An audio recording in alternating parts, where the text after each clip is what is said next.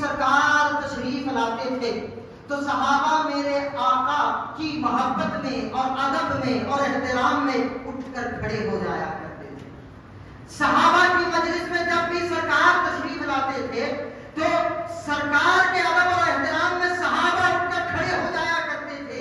اسی طرح جب بھی بی بی فاطمہ سرکار کے حجرے میں تشریف لاتی تو سرکار فاطمہ کی محبت میں اٹھ کر کھڑے ہو جایا, فاطمہ کی محبت میں اٹھ کر کھڑے ہو جایا کرتے اور اپنی جگہ پر سیدہ کو بٹھایا کرتے تھے. یہ لاڈ پیار تھا. حالانکہ آپ چوتھی شہزادی اور سب سے چھوٹی بیٹی تھی سرکار دو عالم علیہ السلام کی, لیکن آپ کو ان سے بڑا لگاؤ تھا اور بڑی محبت تھی. اسی لیے تو سیدنا مولا کائنات سیدنا علی بن ابی طالب کرم اللہ وجہہ الکریم امیر المومنین سے جب آپ پہ نکاح کروایا گیا تو آقا نعمت صلی اللہ علیہ وسلم نے اس وقت امیر المومنین مولا المسلمین حیدر کرار کو یہ بات سنائی بطور نصیحت, بطور وصیت کہ اے علی جب تک سیدہ تمہارے نکاح میں باحیات رہے گی تمہیں اجازت نہیں ہے کہ تم دوسرا نکاح. علماء بہتر جانتے ہیں یہ خصوصیت تھی سیدہ کائنات, یہ اسپیشلٹی تھی سیدہ کائنات کی. ارے سرکار نبی اکرم علیہ السلام اتنی بڑی شخصیت ہو کر آپ کے نکاح میں بیک وقت 9-10 ازواج مطہرات تھی اور دیگر صحابہ بھی جو تھے ان کے نکاحوں میں بیک وقت کئی بیویاں ہوا کرتی تھی, مگر آپ نے فرمایا کہ اے علی تمہیں میں نصیحت کر رہا ہوں کہ سیدہ جب تک تمہارے نکاح میں باحیات رہے گی تمہیں اجازت نہیں ہے کہ تم دوسرا نکاح کرو. اور ویسا ہی ہوا جب سیدہ کائنات کا وصال ہوا اس کے بعد بھی مولا کائنات نے دوسرا نکاح فرمایا. تو یہ شان ہے سیدہ کائنات بی بی فاطمہ الزہرا سلام اللہ علیہا رضی اللہ تعالی عنہا کی. اب وہ لاڈلی شہزادی پہنچی بارگاہ رسالت پاک صلی اللہ علیہ وسلم میں. اب یہاں سے یہ توجہ سے سننا, بڑی ہی باریک گفتگو اور بڑے لطیف نکات ہیں اس میں.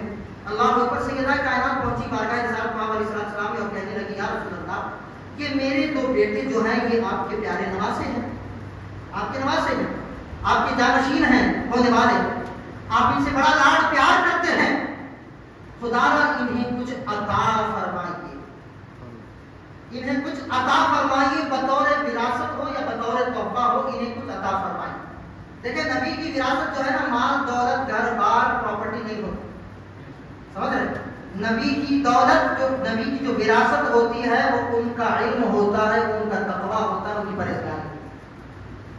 وہ جو ہے نا بینک بیلنس چھوڑ کر نہیں جاتے. اسی لیے تو فرمایا گیا کہ ان العلماء ورثۃ الانبیاء کہ میری امت کے جو علماء ہیں وہ نبیوں کے جانشین ہیں, نبیوں کے وارث ہیں.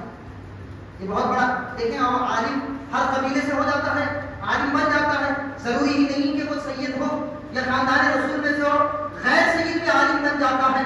لیکن جب وہ حقیقی طور پر عالم بنتا ہے تو خاندان کا فیض تو الگ ہوتا ہے, مگر اس کے علم کی بنیاد پر وہ نبی کا وارث ہو جاتا ہے. سمجھ رہے نا, یہ علماء کی شان و عظمت ہے.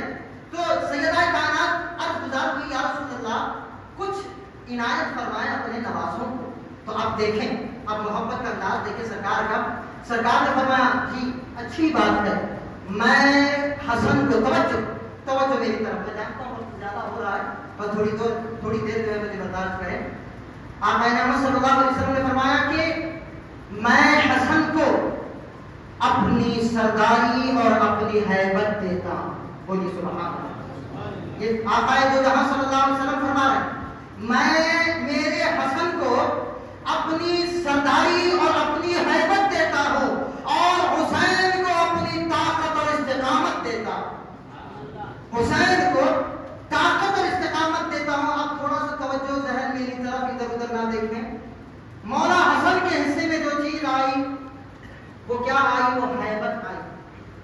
اور مولا حسین کے جو حصے میں آئی وہ استقامت آئی. دو چیزیں سرکار نے بانٹ دی, ایک جو ہے ہیبت اور ایک استقامت. ٹھیک ہے نا, ایک ہیبت ایک استقامت, ایک ہیبت ایک استقامت. یاد رکھیں ہیبت کسے کہتے ہیں؟ رعب کو, روب دبدبا پروقار شخصیت ہم کہتے ہیں نا, وقار کو ہی ہیبت کہتے ہیں. اور اگر آپ اور مزید غور کریں گے, میں علماء کی توجہ اور سادات کرام کی توجہ جب ہم اور غور کریں گے، بڑی محبت کی بات ہے، اگر سمجھ آ جائے گا تو بڑا مزہ آئے گا۔ میں نے حسن کو ہیبت دی اور حسین کو استقامت دی، اور ہیبت جو ہے وقار کو، روب کو، دبدبے کو کہتے ہیں۔ اسی لیے ہیبت کا جو تعلق ہے نا، یہ سینے سے اور چہرے سے ہوا کرتا۔ بولیے سبحان اللہ۔ میں بڑی آہستہ گفتگو کروں گا تاکہ آپ کے ذہن وہاں تک پہنچ جائے، ٹھیک ہے؟ ہیبت کا جو تعلق